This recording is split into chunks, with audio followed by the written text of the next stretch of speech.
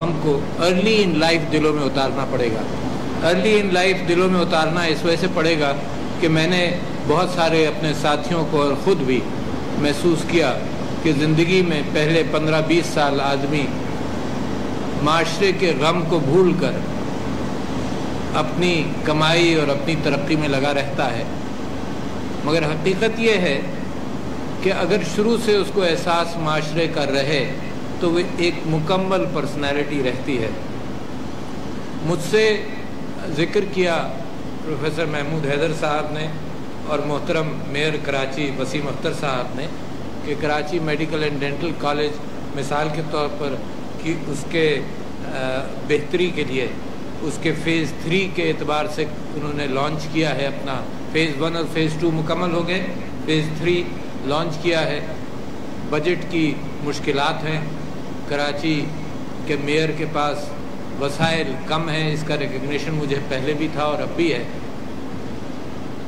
और एक यूनिवर्सिटी में Karachi medical and dental college को तब्दील करने के एतबार से मैंने मेयर साहब से गुजारिश की है कि वो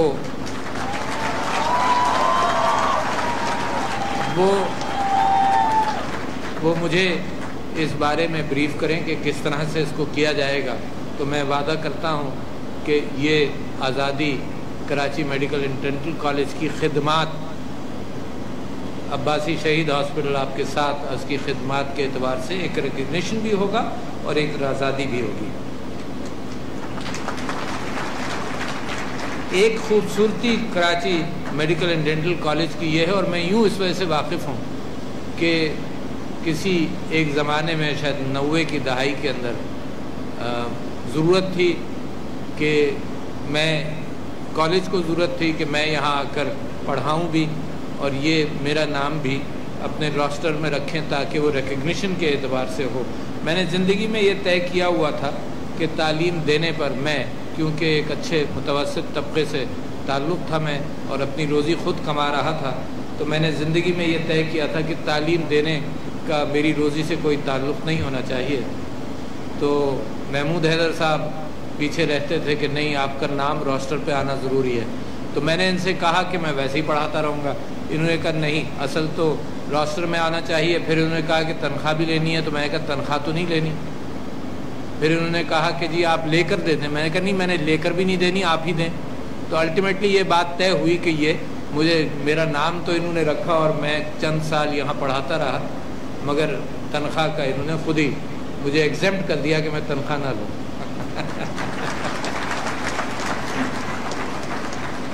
अच्छा जी, मैं एक बात खुशी का इजहार के साथ साथ मैं यहाँ के असातिज़ा को मुबारकबाद देना चाहता हूँ, उनका शुक्रिया अदा करना चाहता हूँ, इस माना करके कि बच्चों की तालीम, इन नौजवानों की तालीम के अंदर उनकी हमदर्दाना शिरकत और उनकी मेहनत के बग़ैर ये ग्रेजुएट्स के इस लेवल पर नहीं आते कि आज इनको डिग्रियां मिलें।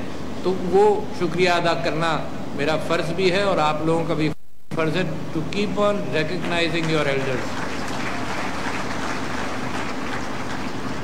इसको कभी मत भूलें कि जिसने आपके ऊपर एहसान किया, और असातिज़ा अब भी ये कैफियत है कि एक एहसान के लेवल पर हैं कि आपको जब ये तालीम इम्पार्ट करते हैं, तालीम आपकी किताब पर भी इल्म मौजूद है, मगर उस इल्म को कैसे सीना और जोड़ना, ये असातिज़ा आपको गाइड करते हैं। आपको एक कमरे में ले आए हैं इस बड़े हॉल के अंदर, ये आपकी ग्रेजुएशन का हॉल है और आपके लिए इस कमरे के दरवाजे खोले असातिज़ा ने, मगर अब ज़िंदगी में कुछ तालीम आप लोगों में से हासिल मज़ीद करेंगे। और मुझे आज ये ताज्जुब हुआ, मैं इंतज़ार करता रहा कि कोई नौजवान भी आए जिसको मैं मेडल दे सकूं, तो मैं मुबारकबाद देता हूं उन लड़कियों को जिन्होंने इतनी मेहनत की। अच्छा, मगर एक और मुश्किल है, आप इन फिगर से वाकिफ़ हैं? वाइस चांसलर साहब, आपको भी एड्रेस कर रहा हूं और प्रिंसिपल साहब को भी, इन फिगर से क्या आप वाकिफ़ हैं कि इनमें से बहुत सारी लड़कियां पेशा वाराना अपने प्रोफेशन को लेकर नहीं चलेगी? तो लिहाजा वो जो डिस्पैरिटी है डॉक्टर्स की तादाद में اور معاشرے کی ضرورت میں وہ ڈسپیرٹی مسلسل چل رہی ہے۔ میری بچیوں، آپ کو اس بات پر غور کرنا پڑے گا کہ کے ایم ڈی سی جیسا انسٹیٹیوشن جو پرائیویٹ سیکٹر والا نہیں ہے، جو آپ سے فیس ایسی نہیں لے رہا جو جسٹیفائی کر سکیں، یہ خسارے میں چل رہے ہیں۔ تو بچیوں، آپ کو یہ احسان جو آپ کی قوم نے آپ کے اور کیا ہے، اس کو ذہن میں رکھیں۔ میں نہیں کہتا کہ آپ اپنی زندگیوں کے اندر جب مواقع آئیں آپ کو اس پیشے سے تھوڑا پیچھے ہٹنا پڑے، مگر یہ ذہن میں رکھیے گا کہ یہ قرضہ آپ کو اتارنا چاہیے، اس میں کوئی دو رائے نہیں۔ چاہے پارٹ ٹائم کام کریں مگر کریں ضرور۔ میری بیٹی بھی یہاں بیٹھی ہے، تو میں نے بھی اپنی بچیوں کے ساتھ اسی بات پر زور دیا کہ زندگی کے اندر یہ ضرور ہے۔ اب میں کہہ ہی دیتا ہوں کہ ایک اچھا رشتہ بھی مل جاتا ہے اچھی تعلیم کے ساتھ، مگر ٹوٹل یہ نہیں ہے۔ تو لہذا یہ میرا خیال یہ ہے کہ سپریم کورٹ کی ایک رولنگ، جب میں نے تعلیم حاصل کی تو کراچی سے میں شاید 8ویں پوزیشن پر تھا انٹرمیڈیٹ میں، تو میں ڈاؤ میڈیکل کالج اس زمانے میں ایک ہی انسٹیٹیوشن تھا، اس میں نہیں گیا بلکہ میں ڈینٹسٹری کی تعلیم حاصل کرنے گیا۔ تو جب بھی یہ کیفیت ضرور موجود تھی، تب تو سارا اسٹیٹ، یعنی مجھے یاد نہیں پڑتا، مجھے scholarship board of intermediate and secondary education سے ملی تو 2 سال میری فیس بھی نہیں لی گئی، یعنی board of intermediate and secondary education وہ فیس بھرتا تھا، اور جب میں نے فیس دینا شروع کی تو وہ بھی بڑی منیمل تھی۔ تو مجھے یہ خیال ہمیشہ رہا کہ اس کا قرضہ اتارنا پڑے گا، مگر مجھے بھی بڑا ٹائم لگا قرضہ اتارتے اتارتے۔ تو میں کہتا ہوں کہ شروع سے لوگ محنت کریں کہ یہ قرضہ جو ہے، یہ بوجھ جو آپ کے اوپر ہے، یہ اتارا جائے۔ اسی زمانے میں جب داخلے ہوتے تھے تو لڑکیوں کے لیے کچھ سیٹس مختص ہوتی تھیں، and they were generally 1/4 of the total generally. مگر سپریم کورٹ کا ایک فیصلہ آیا، میرا خیال ہے 80s میں آیا شاید، اور اس فیصلے کے تحت merit became the only criteria. تو نتیجہ یہ ہوا کہ نوجوان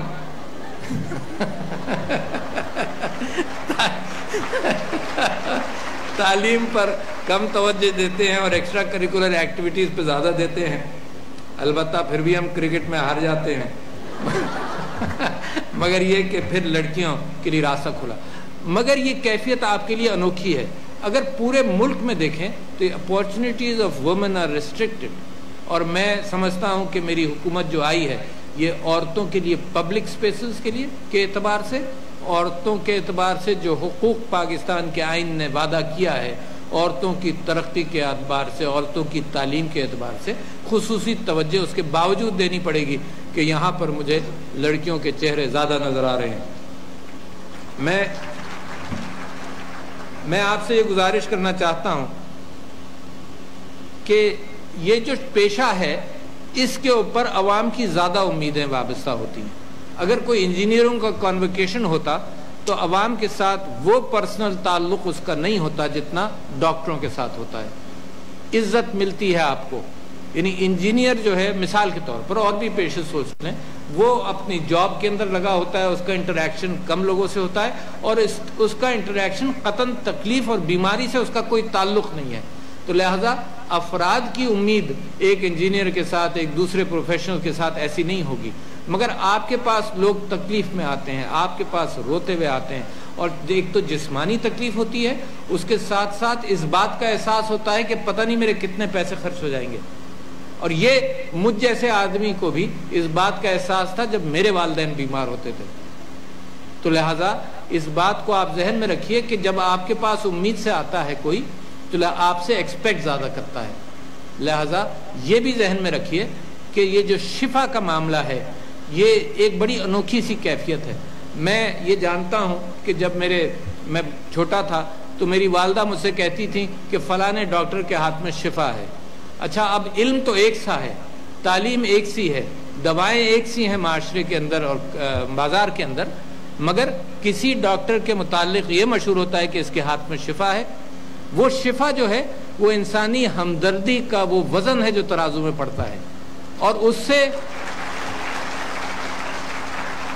سے اگر آپ نے وہ سٹڈیز اگر دیکھ لی ہوں نہیں دیکھی ہوں تو میں آپ سے گزارش کرتا ہوں کہ ایسی بہت ساری اسٹڈیز موجود ہیں اور آپ کیونکہ اس بات کو محسوس کر سکتے ہیں, I can freely talk here with the help of statistics, کہ اگر ایک بیماری کا گروپ ہو, 50 مریض ہوں, اس میں سے 1/4 مریضوں کو دوا دی جائے, 1/4 مریضوں کو پلیسیبو دیا جائے, اور 1/4 مریضوں کو کچھ نہیں دیا جائے, اور 1/4 مریضوں کو دوا کے ساتھ ساتھ ایک ہمدردی کا احساس دلایا جائے, تو آپ کو تعجب ہوگا سن کر کہ سب سے زیادہ جو صحت یابی ہوتی ہے وہ دوا پلس ہمدردی کے ساتھ ہوتی ہے. اس بات کو کبھی مت بھولیے گا.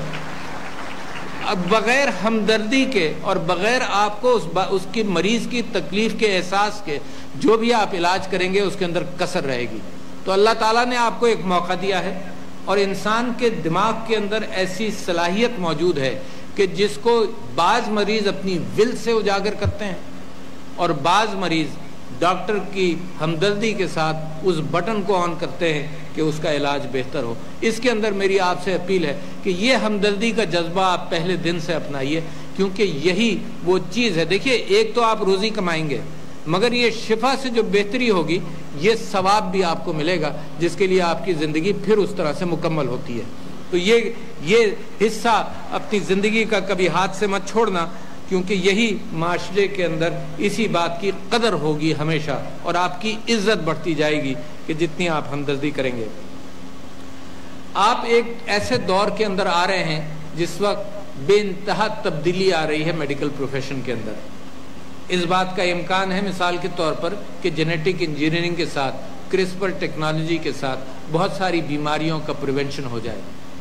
اس وقت سائنس جو ہے وہ ڈاکٹروں کے علم سے بہت زیادہ اور تیزی سے آگے بڑھ رہی ہے. آپ نے چائنا کے اندر وہ بھی انسیڈنس بھی سنا ہوگا کہ بچے کی پیدائش سے پہلے انہوں نے جس طرح سے جین ایڈیٹنگ کی اور بچے کو بیماریوں سے دور رکھنے کے لیے کوشش کی, ویدر ایتھیکل اور not ethical, but it is around the corner. آپ اس بات سے بھی واقف ہیں کہ بہت ساری ڈیزیزز ایسی ہیں جن کے مثال کے طور پر ڈائبٹیز, اس کے اعتبار سے پینکریاس کے اندر سیلز, کلچرڈ سیلز ڈال کر اس معاملے کو حل کیا جائے. تو بہت ساری تبدیلی, جو فورتھ انڈسٹریل ریولوشن جس کا میں آج کل زیادہ ذکر کرتا ہوں کیونکہ میں نے ایک پریسیڈنشل انیشیٹو اٹھایا ہے آن آرٹیفیشل انٹیلیجنس, ہمارے ہیلتھ منسٹر کے ساتھ مل کر, وہ انفارمیشن منسٹر کے ساتھ مل کر. تو اس وجہ سے میں آپ سے کہتا ہوں کہ یہ فورتھ انڈسٹریل ریولوشن جو ہے, یہ موجودہ جو تھرڈ انڈسٹریل ریولوشن تھا جس کے اندر فونز, ٹیکنالوجی, ڈیٹا, کمپیوٹر سب آئے, تو فورتھ جو ہے وہ انسان کے بدن کے ساتھ اس کو ریلیٹ کر رہا ہے, مکس کر رہا ہے, سینرجائز کر رہا ہے. اس کا سائنیپسس, جیسے آپ نے نیورونز کے اندر پڑھا ہوگا کہ سائنیپسس بنتا ہے بٹوین نیورونز, اس وقت یہ سائنیپسس اور inter linking is happening between artificial intelligence, between the machines and the human body. اور اس کی آپ کو ایک مثال دیتا ہوں کہ پچھلے دنوں کراچی کے اندر ایک واقعہ بھی ہوا کہ الیکٹرک شاک سے ایک بچے کے دونوں بازو ختم ہو گئے. تو جو لمز, آرٹیفیشل لمز لگائے جا رہے ہیں اس کے اندر اب تک تو یہ تھا کہ یہ پیسو ہوگا, مگر اب میں کراچی میں ہی آئیڈیاز کی کانفرنس میں آیا تو میں نے ایک ایسے نوجوان سے, فوجی سے, جس کا ہاتھ نہیں تھا, اس سے جب میں نے ہاتھ ملایا تو اپنی کانشنس انٹریکشن سے from the stump of his arm, artificial limb سے اس نے میرا ہاتھ دبایا بھی اور بتایا بھی کہ وہ سوچ کر اس کو کر سکتا ہے ہاتھ کو استعمال. یہ بہت بڑی چینج ہے. اور جو فورتھ انڈسٹریل ریولوشن ہے اور جو چیزیں آپ دیکھیں گے اب آہستہ آہستہ اس کے اندر بہت بڑی تبدیلی آ رہی ہے. تو یہ اس بات کا ذکر میں نے کرنا اس لیے تھا کہ آپ کا جستجو نالج کی یہاں ختم نہیں ہوئی ہے.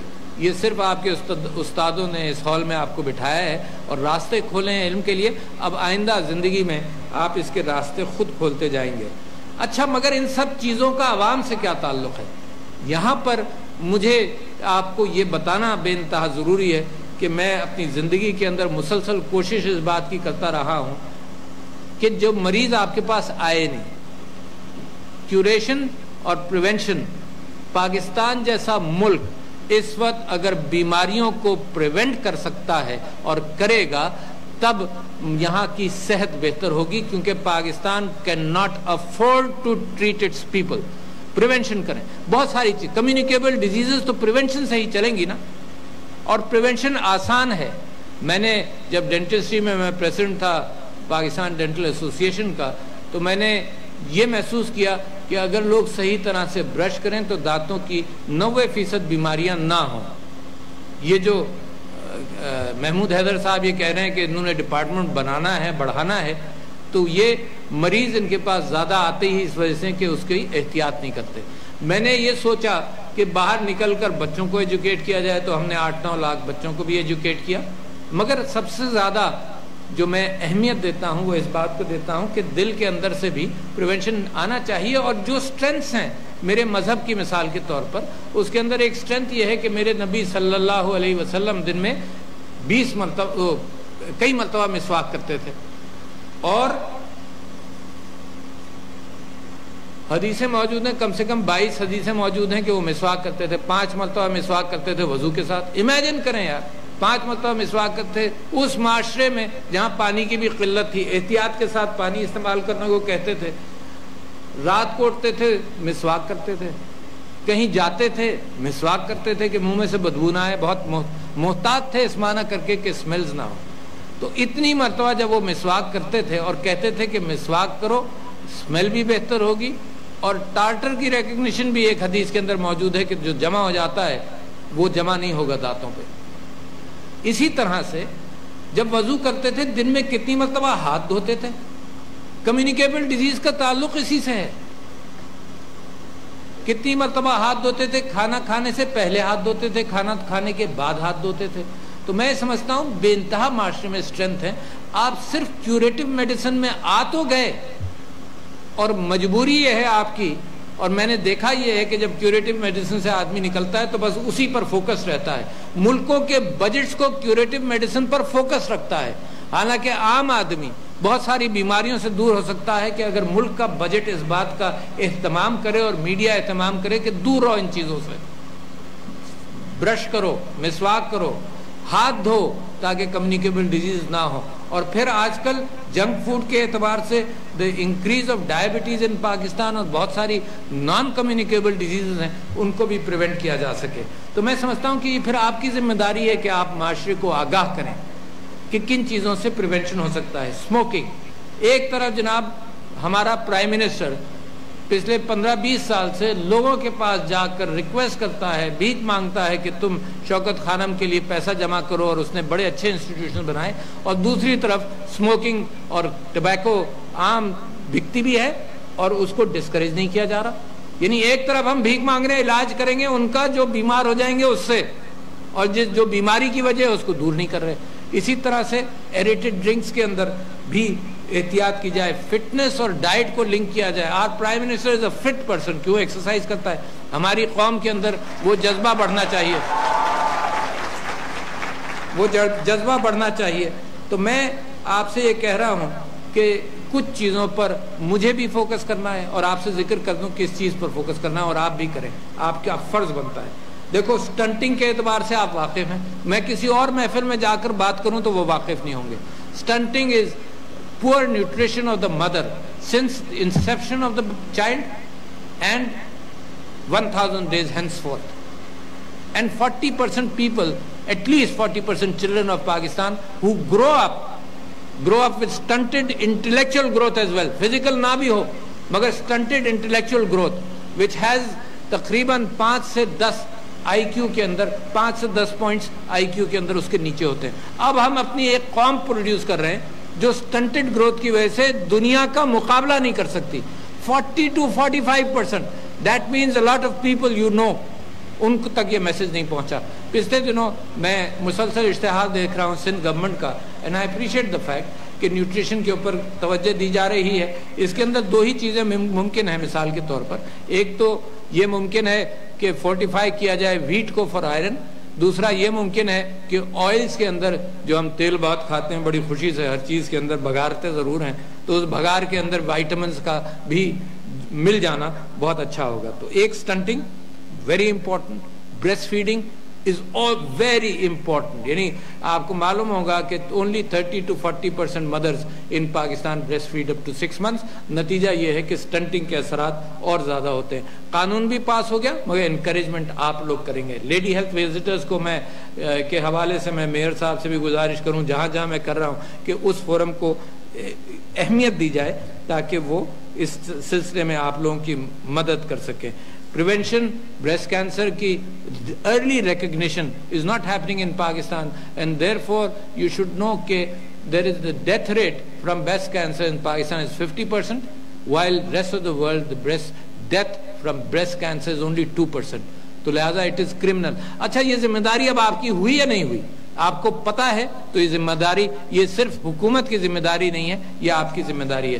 اور آخری بات میں آپ سے یہ کہنا چاہتا ہوں کہ ایک نیا پاکستان کا خواب جو میں نے اور آپ نے بھی دیکھا ہوگا، ایک اچھے پاکستان کا خواب جو آئین جو وعدے کرتا ہے کہ سب بچوں کو تعلیم دی جائے، سب کے پاس صحت کا علاج کا امکان ہو، یہ نیا پاکستان یہ جب ہی ممکن ہے کہ جب صرف سٹیٹ نہیں اس نئے پاکستان کی کوشش کرے بلکہ آپ لوگ بھی ساتھ کریں. مجھے پورا یقین ہے پاکستانیوں کے اوپر جس ایمان کے ساتھ اس ملک کو بنایا گیا تھا، جو میرے فاؤنڈنگ فادرز نے جو بات کہی تھی. اور فاؤنڈنگ فادرز آپ پیچھے تک جائیے، میں سمجھتا ہوں اس بات کو کبھی نہیں بھولیں کہ ہندوستان کے اندر سر سید احمد خان وہ پیغام لے کر آئے تھے جس کے اندر یہ کہا گیا کہ تعلیم حاصل کرو، جبکہ بہت سارے طبقوں سے کہا جاتا تھا کہ یہ کفر ہے.